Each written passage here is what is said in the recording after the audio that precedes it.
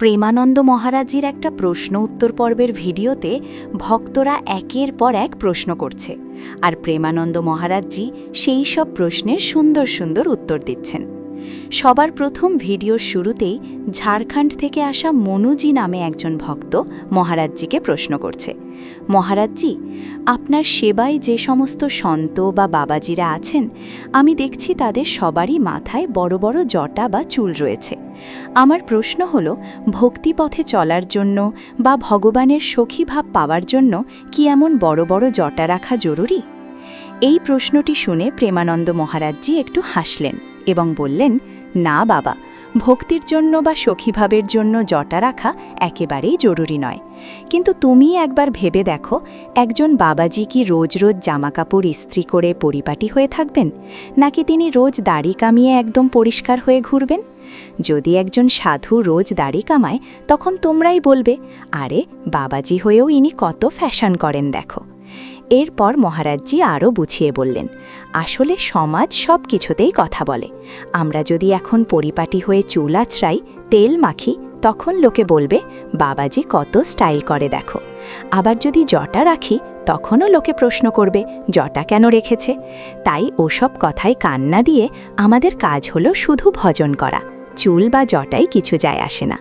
আসল কথা হলো আমাদের মন ভগবানে আছে কিনা।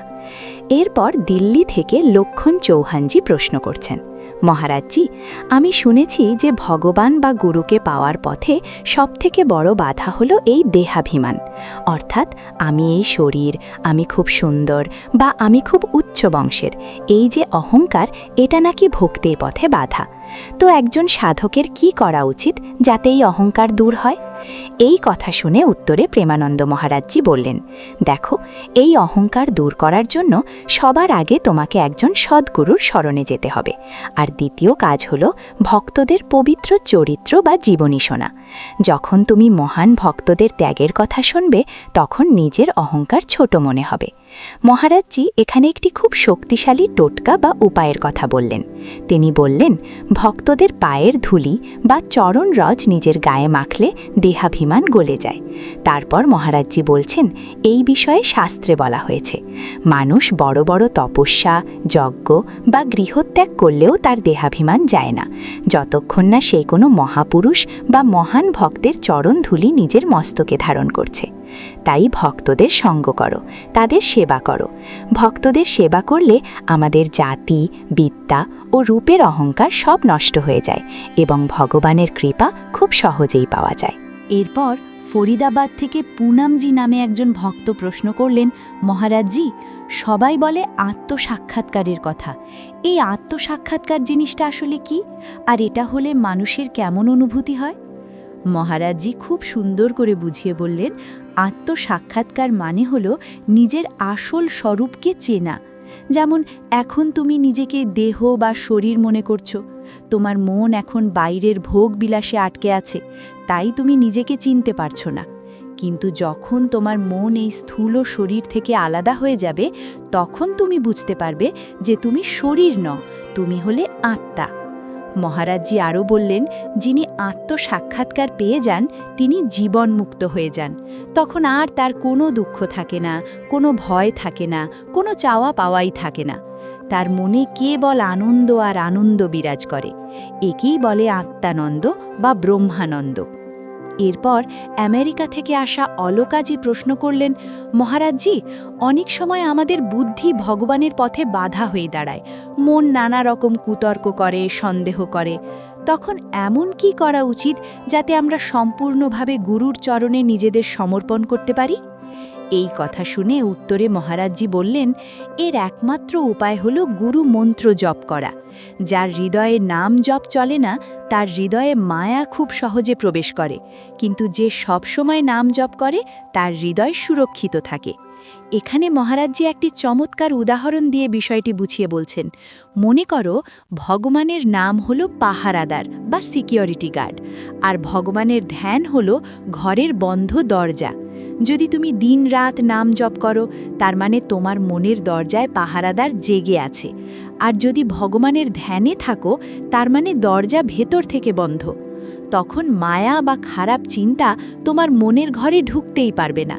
তাই সব সময় গুরুর দেওয়া মন্ত্র বা নাম জপ করতে থাকো, দেখবে সব সংশয় দূর হয়ে যাবে। এরপর কানপুর থেকে পরশজি নামে একজন ভক্ত প্রশ্ন করলেন, মহারাজজি, একবার যদি কারোর তত্ত্বজ্ঞান বা ঈশ্বর লাভ হয়ে যায়, তারপরেও কি মায়া তাকে নিচে নামাতে পারে? মায়া কি তাকে আবার ফাঁদে ফেলতে পারে? এই কথা শুনে মহারাজজি হেসে বললেন, আরে বাবা, যখন আত্মজ্ঞান হয়ে যায় তখন তো মায়া থাকেই না। মায়া মানে হলো ভ্রম, বা যা সত্যি নয়। যেমন ধরো, অন্ধকারে রাস্তায় একটি দড়ি পড়ে আছে, সেটাকে সাপ মনে করে তুমি ভয় পাচ্ছ, কিন্তু যখন আলো জ্বালালে তখন দেখলে যে ওটা আসলে দড়ি। এখন বলো, আলো জ্বলার পরেও কি তোমার সাপের ভয় থাকবে? থাকবে না। ঠিক তেমনি যখন ঈশ্বর জ্ঞান হয়ে যায় তখন আলো জ্বলে ওঠে, তখন বোঝা যায় যে এই মায়া আসলে কিছুই না। তাই জ্ঞান হওয়ার পর মায়া আর ক্ষতি করতে পারে না। এরপর বিশালজি নামে একজন ভক্ত প্রশ্ন করলেন, মহারাজজি, ত্রাটক্রিয়া বা অন্যান্য যোগ সাধনা করলে কি সংসারের প্রতি বৈরাগ্য আসে, নাকি ভজন করা বেশি জরুরি? এই প্রশ্নের উত্তরে মহারাজজি একটু কড়াভাবেই বললেন, দেখো, ভজন ছাড়াই ভবসমুদ্র পার হওয়া অসম্ভব। বড় বড় ঋষিরাও সবসময় হরিনাম জপ করেন। তাই তুমি যদি ভজন না করো আর শুধু যোগ ব্যায়াম বা আসন করো, তাতে কোনো লাভ নেই। তারপর মহারাজজি একটি অঙ্কের উদাহরণ দিয়ে বললেন, ভজন ছাড়া অন্য সব সাধনা হলো শূন্যের মতো, আর ভজন হলো এক সংখ্যার মতো।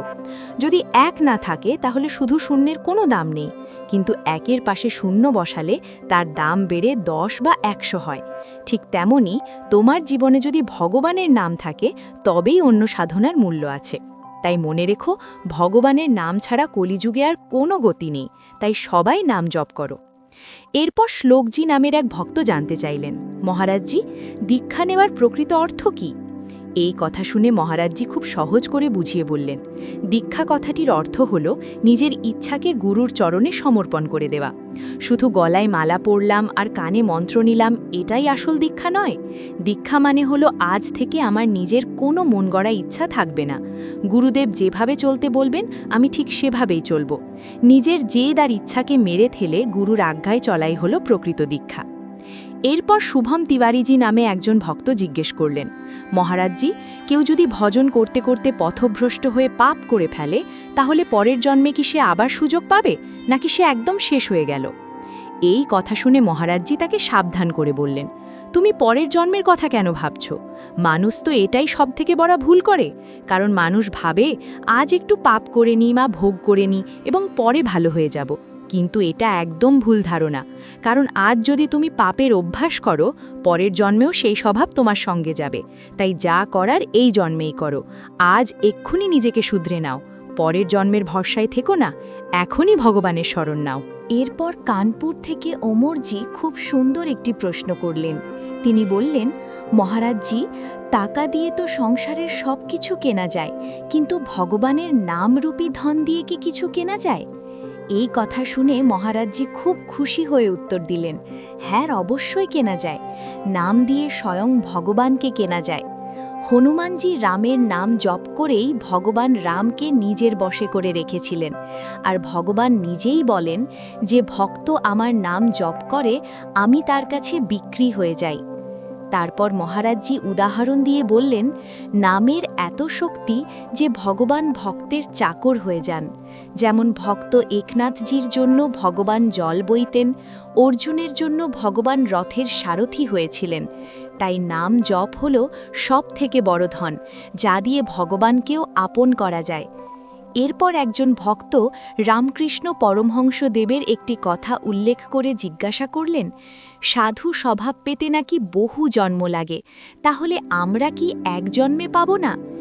এই কথা শুনে মহারাজজি জোর দিয়ে বললেন, কেন পাবে না?